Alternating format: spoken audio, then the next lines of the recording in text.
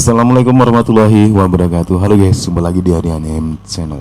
Oke, buat teman-teman yang klik video ini, saya berharap mudah-mudahan teman-teman masih dalam kondisi sehat walafiat. Baik, di kesempatan kali ini saya akan coba react sebuah video dari channel Malaysia yang berkaitan dengan sejarah kemerdekaan Malaysia tentunya. Dan kita berbicara tentang kemerdekaan Malaysia, ini masih kontroversi ya. Karena kenapa?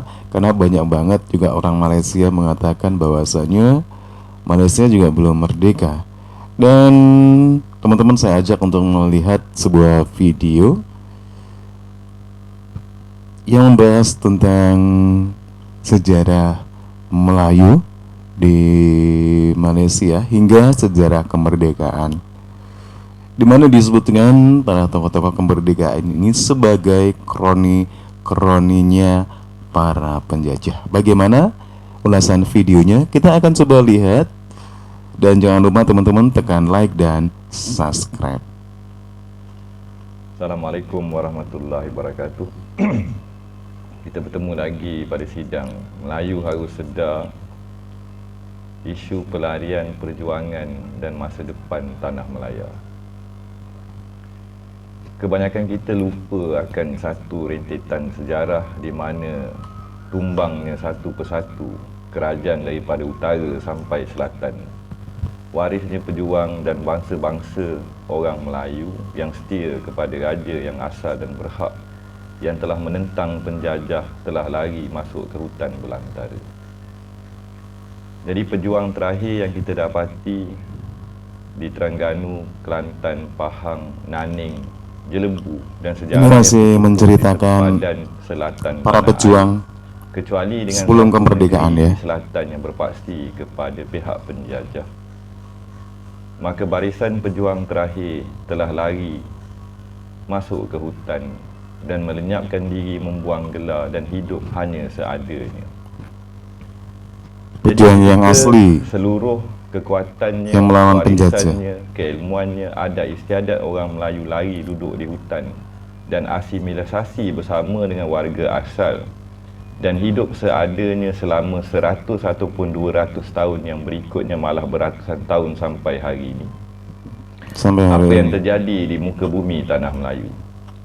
Pihak penjajah bersama dengan pihak yang berkomplot dengan mereka telah menggadaikan setiap lorong sungai, segala galian balak hasil peribumi diambil, dalam bahasa kasar, hasil rampasan perang tumbangnya pejuang-pejuang Melayu, dijarah, dikaut, keuntungan yang dibawa kembali kepada tanah mereka bersama dengan kuncu-kuncu mereka. Jadi terdirilah yang dikatakan proksi kepada penjajah atas namanya pakaian Melayu. Jadi daripada dulu sampai sekarang dan di awal keambang kemerdekaan, golongan bangsawan yang bersekutu dengan penjajah mendapat pendidikan di negara-negara sekutu penjajah. Dalam bahasa Anwar Ibrahim dan Tun Mahathir, kroni-kroni penjajah telah diajar untuk memerintah dan dilepaskan tanah Melaya ini pada satu detik atau perbincangan yang dikatakan kemerdekaan itu. Bagi pihak yang kata saya agak radikal dalam perbincangan pagi ini, saya maklumkan sekali lagi ini adalah rentetannya sejarah sebuah kerajaan demi kerajaan yang tumbang menjadi pelarian yang kadang bangsa kita sendiri terlepas pandang. Jadi kalau orang mengatakan Melayu itu pemalas, Melayu itu tidak pandai berniaga, Melayu itu bukan golongan pedagang, saya nyatakan sekali lagi bahawa itu tidak benar. Sisa kekalahannya bangsa kita dan kita lari, pembangunan kautnya harta benda pesaka tanah Melayu daripada hasil bumi, hasil hutan telah dimonopoli oleh pihak penjajah dan kroni mereka. Hatta selepas kemerdekaan pun, seluruh GLC, seluruh tampuk pemerintahan ini dipegang oleh kroni-kroni penjajah. Dan kalau kita tengok bahasa yang paling kasar, bila mereka telah pegang dan monopoli sebagai konsep kroni tersebut, adakah kroni akan memberikan hasil kekayaan tersebut kepada waris peribumi tanah asal? Jadi kat sinilah kita tengok dalam paparan yang berikutnya akan hamba paparkan akan suatu penceritaan ekonomi tanah Melayu sebelum merdeka berbanding dengan seluruh negara di Asia Tenggara, termasuk Korea dan Jepun itu sendiri. Dan kini negara kita ketinggalan. Dan kat sinilah kita dapati iaitu berbagai skema dikatakan Melayu itu telah diberi segala peluang untuk kaya, untuk berjuang, dan kita dikatakan satu bangsa yang terpinggir. Zaman transisi dan zaman realiti dan hakikatnya sebuah perjuangan ini, ramai orang terlepas pandang atau sebenarnya tidak ada orang berani menyatakan. Ini ibarat anjing menyalak bukit. Maka keluarlah atau wujudlah satu olah rasa daripada kalangan yang dikatakan pewaris, yang melihat kembali sejarah dan cuba berfikir di luar kotak. Lalu mereka ini melaungkan dan berfikir, di manakah keadilan itu? Jadi kalau sekarang ni orang kata parti keadilan Anwar Ibrahim. Keadilan untuk apa?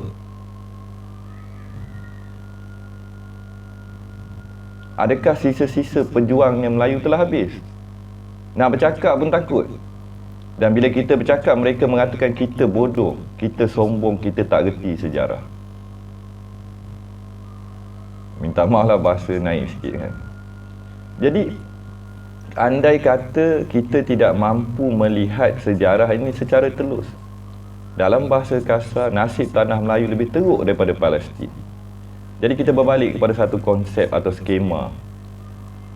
Perancangan mereka, iaitu kita pun sedia maklum siapa yang dihantar selesai mereka berjaya menubuhkan negara Israel tersebut, maka wakil yang sama dihantar ke tanah Melayu. Tetapi perancangan mereka berbeza terhadap Palestin, sebab Palestin itu negara kecil.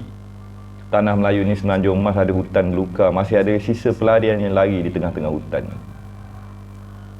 Jadi apa yang berlaku di tanah Melayu usai wakil yang menubuhkan Israel tersebut datang?